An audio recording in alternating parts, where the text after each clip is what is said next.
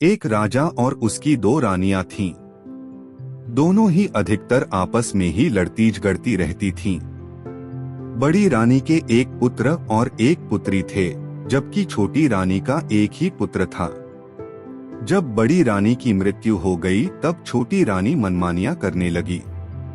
वह बड़ी रानी के पुत्र और पुत्री दोनों से अच्छा व्यवहार नहीं करती थी, क्योंकि वे दोनों उसे एक आंख नहीं भाते थे। बड़ी रानी का पुत्र और पुत्री अपनी सौतेली माँ से बहुत तंग आ गए थे, क्योंकि छोटी रानी उन्हें भरपेट खाना तक भी नहीं दिया करती थी। परंतु राजा अपनी पत्नी को अच्छा समझकर उसकी प्रत्येक बात खुशी खुशी मानता था। एक दिन रानी अपने पति से रूठ गई। जब राजा राजदरबार से वापस आया, तो वह अपनी रूठी हुई रानी को देखकर हैरान हो गया। राजा ने पूछा, क्या बात है, तुम आज इस तरह से क्यों लेटी हुई हो? पहले तो रानी ने कहा, नहीं, ऐसी तो कोई बात नहीं है। राजा ने दूसरी बार पूछा तो रानी ने फिर उससे कहा, कुछ नहीं। राजा ने फिर तीसरी बार पूछा, बता तो दो कि क्या बात है। रानी ने कहा, यदि तुम मेरी बात मानोगे तो मैं अपने रूठने का कारण बता दूंगी। राजा ने उसकी यह शर्त मान ली। अब छोटी रानी ने कहा, बड़ी रानी, तो हम सभी के लिए यह बहुत ही शुभ होगा, ऐसा मुझे किसी पंडित ने बताया है। राजा ने रानी की यह बात सच मानकर एक दिन अपने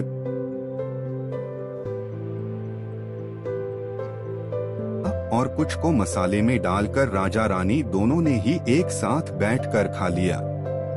बड़ी रानी की पुत्री ने सौतेली माँ ने उसे दरवाजे की तरफ खड़ा कर दिया और उसे भी अपने, परंतु लड़की ने, कारण यह था कि भाई और बहन का आपस में बहुत स्नेह था। वह यह सब देख न सकी। उसने फिर से रोना शुरू कर दिया और रोते रोते उसने उन्हें एकत्र करके एक बर्तन में रख लिया और बर्तन को एक कोठरी में रख दिया। अब जब भी उसे अपने भाई की याद आती, तो वह उस कोठरी में जाकर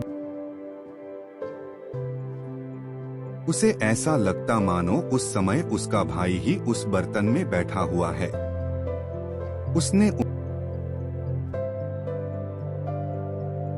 एक दिन उस बहन की किस्मत बदल गई।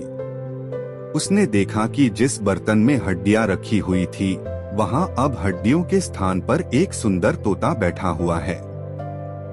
अब जाकर उस बहन को पता चल गया कि वास्तव में यह तोता ही उसका अपना भाई है।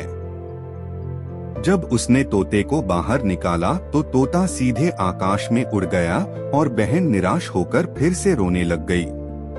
तोता उड़कर बाजीगरों के घर गया और उनके घर की मुंडेर पर बैठकर यूं कहने लगा, पिता ने तो मुझे सदके उस बहन के जिसने मटके में डाल दिया। यह सुनकर बाजीगर हैरान हो गया और कहने लगा, तोते, तुम यही गीत एक बार फिर से मुझे सुनाओ। तोते ने कहा, यदि तुम मुझे सुइया दोगे तो मैं सुनाऊंगा। बाजीगर ने तोते को सुइया दे दी तो तोते ने फिर से कहना आरंभ कर दिया, पिता ने तो मुझे सदके उस बहन के जिसने मटके में डाल दिया। यह कहकर तोता सुइयों को मुंह में डालकर टपरीवासियों के घर की मुंडेर पर जा बैठा। वह सुइयों को दीवार पर रखकर फिर से कहने लगा, पिता ने तो मुझे सदके उस बहन के जिसने मटके में डाल दिया। टपरीवासी तोते का यह गीत सुनकर बहुत प्रसन्न हो उठे। उन्होंने तोते से कहा, हे तोते, तुम बहुत सुंदर गाते हो, कृपा करके एक बार फिर से यह गीत हमें सुनाओ। इस पर तोते ने कहा, तुम मुझे काफी सारे ब्लेड दे दो, फिर मैं तुम्हें गीत सुनाऊंगा। टपरीवासियों ने ऐसा ही किया। उन्होंने ढेर सारे ब्लेड तोते को दे दिए। तोते ने फिर उन्हें गीत सुनाया, पिता ने तो मुझे सदके उस बहन के जिसने मटके में डाल दिया। यह कहकर तोते ने सुइयों और ब्लेडों को अपने पंजों में जकड़ा और उड़कर सुनार की छत पर जा बैठा और फिर से गाने लगा। पिता ने तो मुझे सदके उस बहन के जिसने मटके में डाल दिया। सुनार को भी यह गीत बहुत ही मधुर और अच्छा लगा। उसने तोते को कहा, प्यारे गंगारा, एक बार फिर से हमें यही गीत सुना दो। यह सुनकर तोता कहने लगा, जब आप मुझे सोने के आभूषणों की एक गठरी दे दोगे तब मैं यह गीत सुनाऊंगा। सुनार ने ऐसा ही किया। उसने तोते को आभूषणों की एक गठरी दे डाली। तोता फिर से गुनगुनाने लग गया। पिता ने तो मुझे सदके उस बहन के जिसने मटके में डाल दिया। यह कहकर वह वहां से सुइया, ब्लेड और आभूषणों की गठरी लेकर उड़ गया और फिर राजमहल की मुंडेर पर जाकर बैठ गया। वह वहां वही गीत गाने लगा। उस तोते का वह गीत सुनकर सौतेली माँ बहुत प्रसन्न हो उठी और खुशी खुशी तोते से कहने लगी, प्यारे तोते, तुम तो बहुत अच्छा गाते हो। यही गीत हमें एक बार फिर से सुनाओ न। यह सुनकर तोते ने कहा, पहले तुम अपना मुंह ऊपर की ओर खोलो, फिर मैं गीत सुनाऊंगा। रानी ने अपना मुंह आकाश की ओर करके जब खोला तो तोते ने शीघ्रता से उसके मुंह में सारी सुइयां गिरा दी, जो सीधे उसके कंठ के भीतर से होती हुई उसके पेट में चली गईं। तोता गाता हुआ वहां से उड़ा और उड़ते हुए राज दरबार की ओर चल पड़ा और वहां जाकर गाने लगा। पिता ने तो मुझे काटा, सौतेली माँ ने खा लिया। सदके उस बहन के जिसने मटके में डाल दिया। राजा को यह गीत बहुत पसंद आया।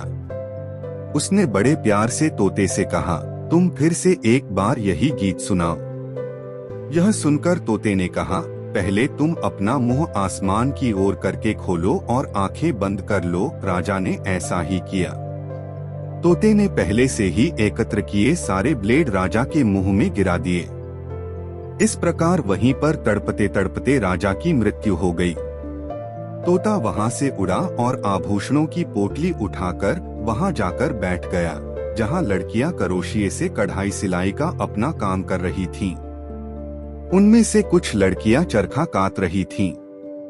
उन लड़कियों में उसकी बहन भी बैठी हुई थी। तोते ने गाना शुरू कर दिया। पिता ने तो मुझे सदके उस बहन के जिसने मटके में डाल दिया। यह सुनकर उसकी बहन जोर जोर से रोने लग गई, परंतु दूसरी लड़कियों को यह गीत अच्छा लगा। उन्होंने तोते को फिर से यही गीत गाने को कहा। तोते ने कहा, पहले तुम मेरी बहन को चुप कराओ, फिर मैं तुम्हें यही गीत सुनाऊंगा। लड़कियों ने तोते की बहन को बड़ी कठिनाई से चुप कराया। तोते ने फिर से अपना वही गीत गाना शुरू कर दिया। पिता ने तो मुझे सदके उस बहन के जिसने मटके में डाल दिया। यह कहकर उसने आभूषणों की पोटली अपनी बहन के पास गिरा दी और स्वयं उड़ गया। जब उसकी बहन घर आई तब तोता वहां नहीं था। उसने अंदर जाकर देखा तो उसका भाई खाना खा रहा था। पहले तो लड़की उसे अपने भाई का कोई भूत समझकर सहम गई, परंतु जब उसने पूछा तो उसके भाई ने उसे सारी घटना सुनाई और कहा कि मैं ही तेरा भाई हूँ और मैं ही वह तोता था जिसे सौतेली माँ और पिता राजा ने। यह सुनकर उसकी बहन खुशी से झूम उठी और अपने भाई की गले लगाकर मिली। इसके बाद दोनों बहन भाई इकट्ठे रहने लगे। कुछ समय बाद जब राजा बन चुके भाई का सारा कार्य अच्छी तरह से चलने लगा तो उसने अपनी बहन का विवाह एक सुंदर राजकुमार के साथ कर दिया। इसके बाद उस राजा ने स्वयं भी एक राजकुमारी से विवाह कर लिया और खुशी खुशी अपना बाकी जीवन व्यतीत करने लगा।